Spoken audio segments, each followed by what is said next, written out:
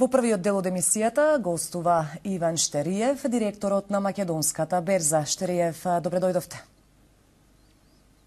Добро утро и благодарам на поканата. Еве, на почеток на овој разговор, ако може да направиме еден осврт на состојбите на берзата во првото полугодие годинава, забележан е пат на прометот и на бројот на трансакции. Зошто вакви резултати? Да, како што веќе најавивте во вашиот вовед, ова 2023 година, односно првите 6 месеци од оваа година, после подолг временски период, покажуваат една успорена динамика на македонската берза. Објективно е да се каже дека сепак овогодишни резултати ги споредуваме со претходните 3-4 години кои навистина беа добри години за македонска берза, така да и базата за споредба е висока. Анализата покажува дека ако ја гледаме оваа година, прометот и активноста на берзата некаде се враќаме во еден период што беше помеѓу пред 2018 година, например од 2012 до 2018 година, слични, па и полоши биле перформансите на македонската берза. Статистиката, неколку бројки што ја окарактеризираат оваа година е: купниот промет по сите основи е некаде над 43 милиона евра и тоа е намалување во споредба со минатата година првите 6 месеци над 42%, вкупниот промет во без системот, класичното тргување околу 22 милиона евра. Индексот е фактички во плюс оваа година, за 6 месеци или поточно до вчера е во плюс од некој плюс 1,9%. Сега за причините, хетерогени се, има една лепеза на причини. Прво, би рекол дека, особено во првиот квартал, воведувањето на оданочувањето на капиталните добивки од тргување со харти од вредност имаше силен негативен импакт. Затоа предупредувавме ние во текот на минатата година и, за жал, нашите прогнози се остварија во смисла на негативен импакт, помал промет и така натаму. Верувам дека ова прашање ќе дојде повторно на дневен ред и дека ќе треба или делумно или целосно пак да се размислува за ослободување од ова оданочување. Понатаму, нормално, како и глобално и регионално, економското окружување на почеток на годината беше со многу предизвици, доста песимизам поради зголемувањето на инфлацијата, зголемувањето на каматните стапки, можноста од рецесија, иако нашите котирани компании добро се држат, барем на првиот квартал, во очекување сме за резултатите за 6 месеци што до крај на јули треба да се објават. Така да ова зголемување на каматните стапки поради борбата со инфлацијата, од друга страна гледано визави интересот на инвеститорите за тргување со акции, има исто така негативен импакт затоа што стануваат поповолни банкарските депозити, кои впрочем и не се оданочуваат се уште. Понатаму треба исто така да се има предвид дека на македонска берза имаше еден многу долг период на раст на цените, некои 9 години, така да од 2013 до 2021 година македонскиот берзански индекс во континуитет растеше и во тој период има раст над 250%. Минатата година беше некој минус на годишно ниво од околу 8%, но секако сегашните валуации, сегашните вредности се одрас на овие трендови, тие сигурно влијаат во одлуките на инвеститорите, особено оние нови кои сакаат или разгледуваат да влезат на пазарот. Имаме, затоа предпоставам ќе зборуваме, недостаток на странски портфолио инвеститори и она што е болка на сите берзи во регионот, нема нова понуда на пазарот, нема нови котации. Тука работиме како берза на неколку проекти, го основавме така наречениот Бум клуб, берзата и успешните во Македонија, кај што ќе работиме со неакционерски друштва за да ги анимираме да излезат на берза. Имаме големи очекувања од новите законски промени и формирањето на така наречениот growth market по европските директиви. Тоа ќе биде и кај нас, кај што ќе може поедноставно да се издаваат акции и да се излага на берза. Ќе ве навратам и на тоа што го споменавте околу инвеститорите. Каква е структурата на домашни и странски инвеститори во остварениот промет? Веќе подолго време гледаме има и намалување на бројот на странски играчи на берзата. Што мислите, кои се причините и како може да се промени тоа? Да, тој тренд на намалување на странски портфолио инвеститори е присутен и трае, речиси, една деценија после оние златни времења на сите регионални берзи. Така да оваа година, например, во првите 6 месеци, Вкупното нивно учество на странските инвеститори во куповниот промет на берзата е повторно скромни 3,7%. Нормално и логично, кога немате странци, прометот се темели на домашните инвеститори.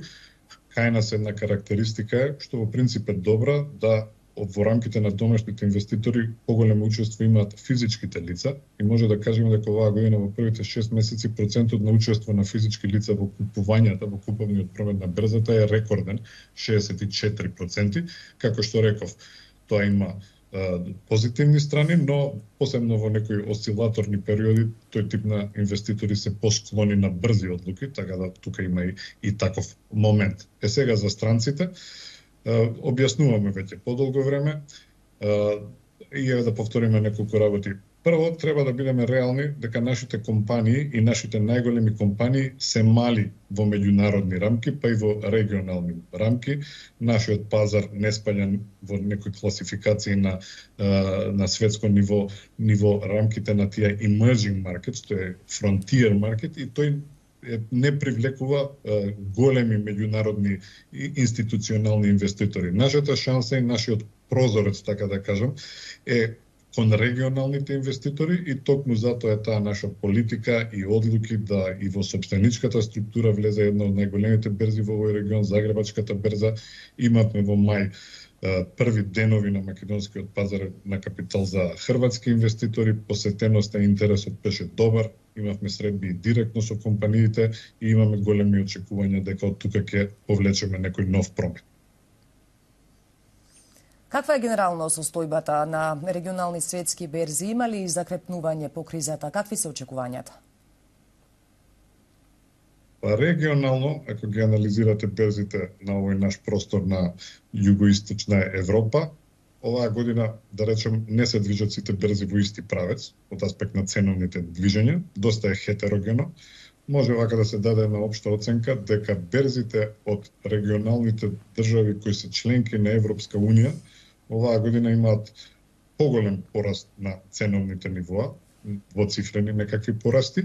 Другите берзи има и некои со помали плусови, како нас има дури берзи, еве од Босна, например, двете берзи се со некакви минуси, така да хетерогено е во регионални рамки. Глобално, 2023 година, како што веќе спомнав и за кај нас, почна со големи стравувања, песимизам на инвеститорите, што ќе се случува со инфлацијата, дали рестриктивните монетарни политики ќе предизвикаат рецесија, потоа дури дојде и оние банкарски проблеми во Силикон Вели во Америка, потоа Credit Suisse, но некако, дали поради некои дополнителни финансиски инјекции што дојдоа во овие големи пазари ради банкарските проблеми, дали поради веќе некаков импакт на зголемените каматни стапки, инфлацијата почна да се смирува и тоа некако ги охрабри инвеститорите, но веројатно пресвртен настан оваа година сите оние случувања врзани со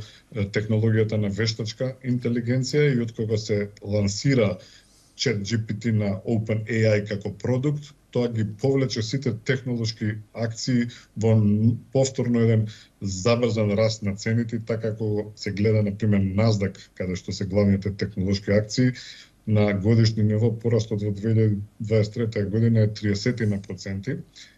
Поширокиот индекс Standard & Poor's, тој е некаде пола од тоа, околу 16%, но многу е битно да се каже дека концентрацијата на тргувањето дури на американскиот пазар е историски невидено висока. Многу мал број на компании ги повлекуваат индексите, пред се тоа се нели овие врзани со вештачка интелигенција, директно или индиректно, полупроводници, производство и така натаму, и постојат големи дилеми и дебати во моментот, што точно се случува на глобалните пазари, дали е ова завршеток на мечкиниот пазар, што го имавме до пред некое време, дали е ова биков пазар во средина на мечкин пазар, дали можеби овој неверојатен раст на технолошките акции повторно е некој тип на меор, ќе видиме и днината ќе покаже.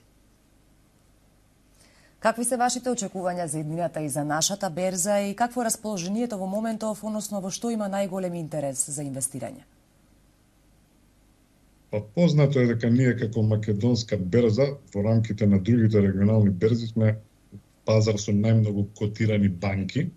Од нашиот индекс NB10 од 10 компоненти 5 се банки, другите се фармација, дистрибуција на нафта и нафтени деривати, градежништво и така натаму, така да тоа се производите што ние засега ги нудиме. Концентрацијата на прометот, да гледаме, тоа се случува дури и на најголемиот пазар на американскиот, и кај нас концентрацијата е многу висока. Ако се види прометот од NB10, сите 10 компоненти оваа година, минус блокови, е некаде 82%, а топ 3-те, и тоа е директен одговор на вашето прашање што најмногу се тргува оваа година, топ 3 се две банки, Комерцијална и НЛБ Скопје и Алкалуид.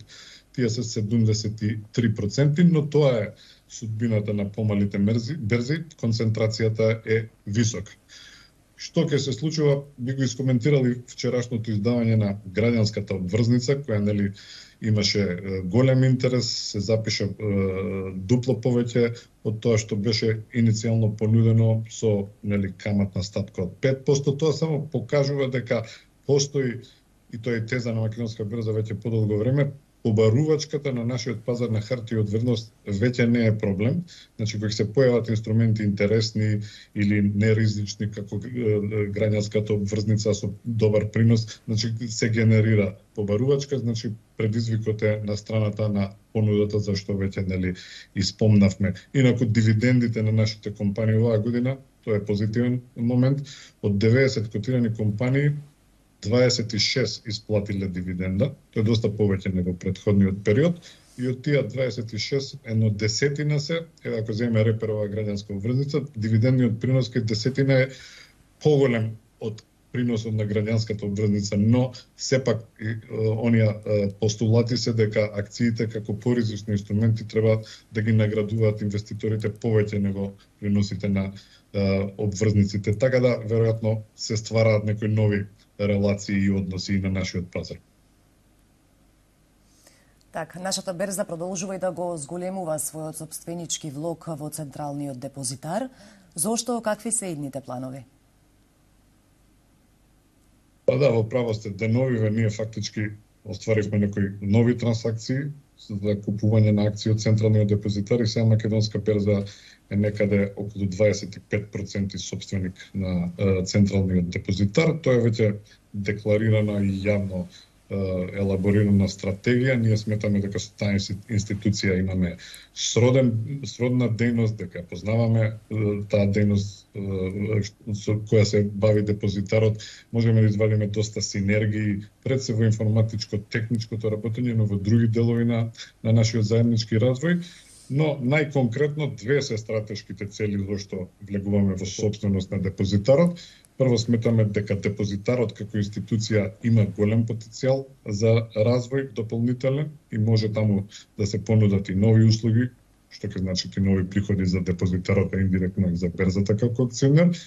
Но стратешки уште поважно што во ваква и собственичка поврзаност идните развојни проекти ќе ги правиме целосно усогласени, и ако тргнеме и како берза во некои нови проекти, например нови инструменти на нашиот пазар, како што се ETF-овите, Exchange Traded Funds и така натаму, или овие линкови за поврзување со други берзи, така наречен cross-border settlement, сега ќе биде заеднички усогласен приоритет на двете институции. Во тој дел имаме еден проект со поддржан од ЕБРД, каде што со странски консултанти работиме на компанијските стратегии на заедничкиот развој на двете институции.